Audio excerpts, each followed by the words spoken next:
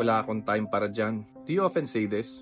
May mga importante kang gustong gawin, may mga pangarap ka, may gusto kang simulan, may gusto kang puntahan, may gusto kang i-pursue. Pero it seems like wala kang time. Kailan ka ba talaga nagkaroon ng oras? Kailan ka ba hindi talaga busy? The truth is, if you're really busy, you'll be able to schedule it. Yun yung mga totoong busy na tao. They're able to put the important things on their schedule. Lahat tayo ay binigyan ng 24 hours a day and 7 days a week. At nasa sayo na yon paano mo i-organize yon.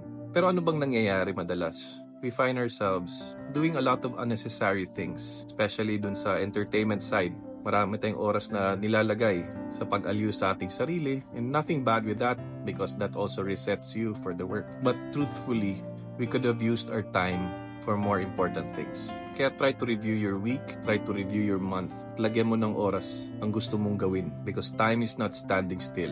Walang bumabata sa atin and time will not wait for you. Kaya do what you have to do so you won't regret it when you actually don't have the time, energy, and strength for it. Pagdasal mo kay Lord, Lord, bigyan mo ako ng wisdom to be able to fulfill the things you want me to do and the things that will make my heart grow.